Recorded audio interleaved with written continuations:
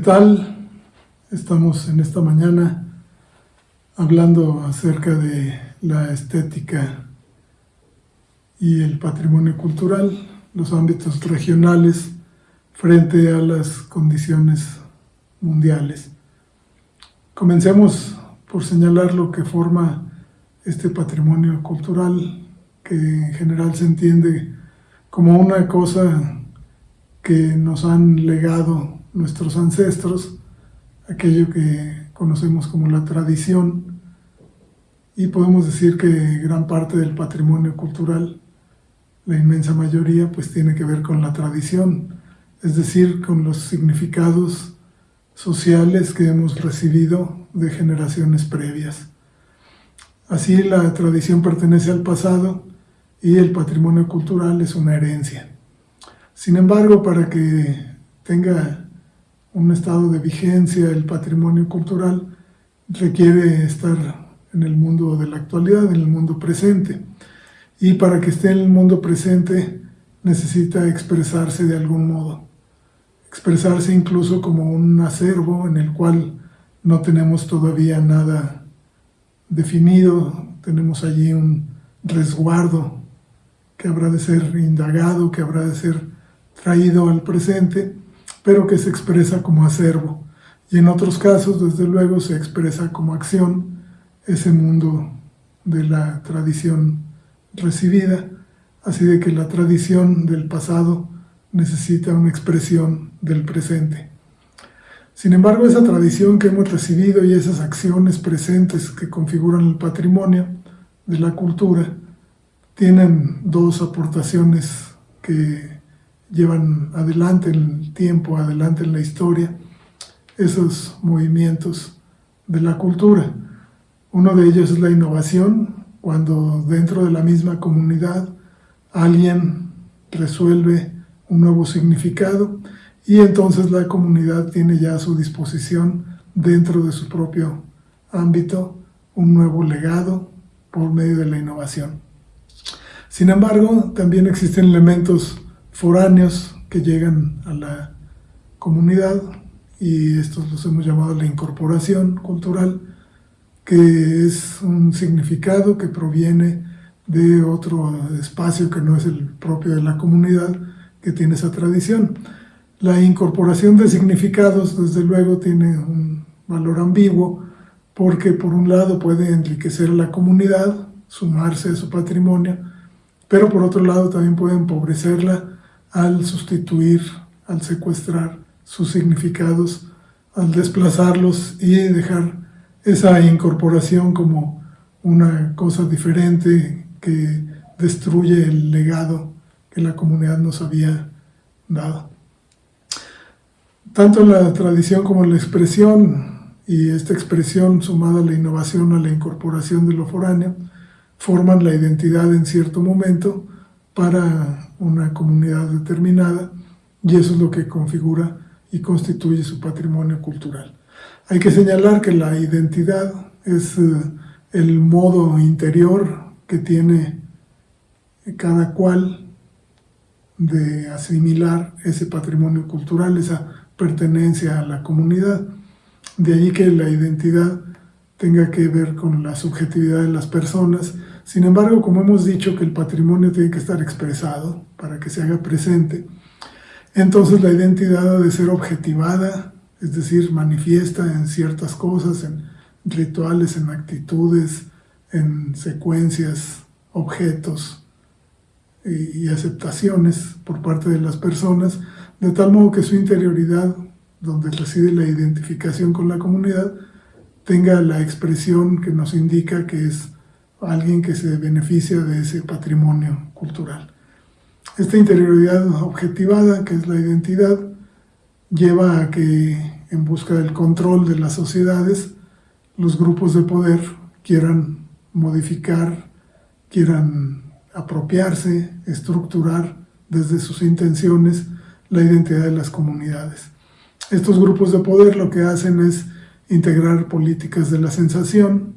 es decir, darle relevancia a ciertas cosas dentro del patrimonio y disminuir otras, permitir unas y prohibir otras,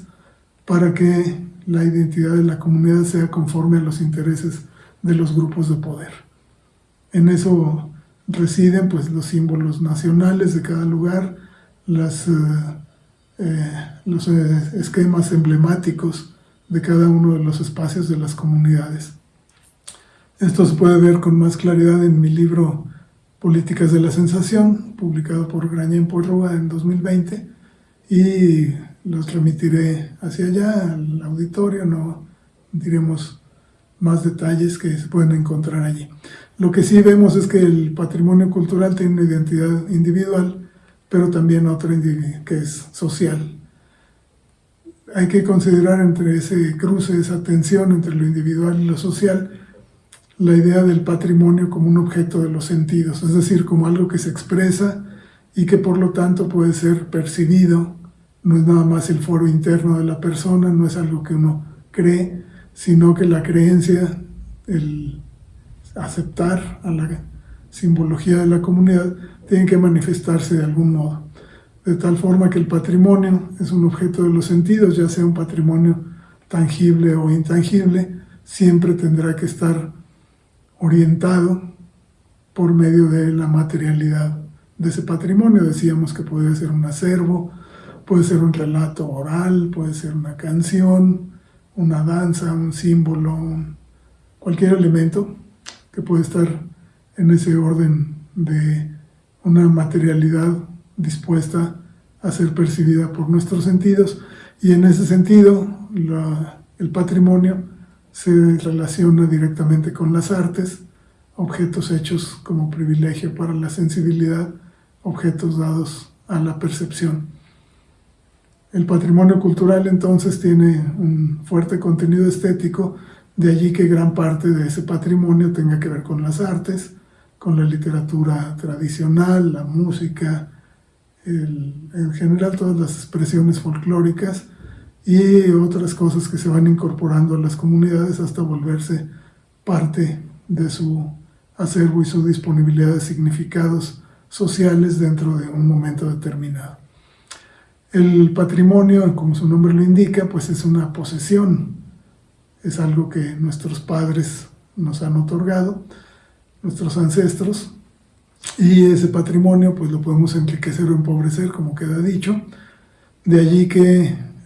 se entienda el patrimonio como una posesión simbólica, una propiedad, una apropiación que hace la persona y la comunidad de las cosas que están disponibles como significados que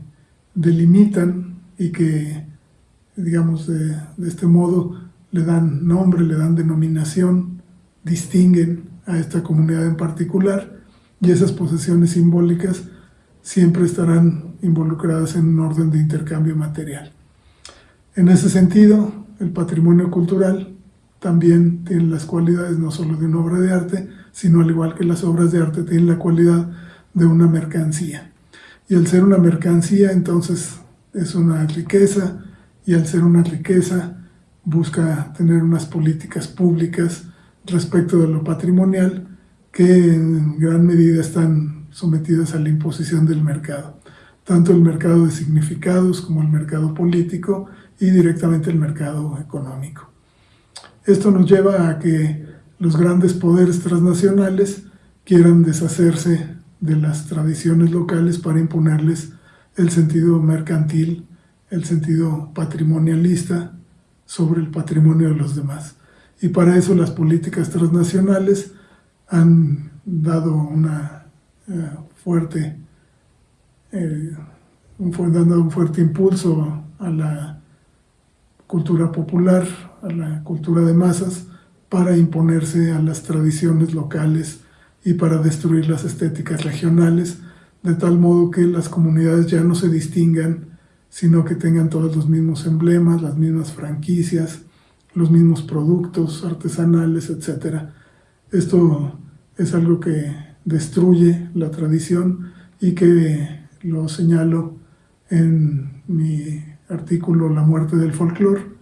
que puede ser descargado en academia.edu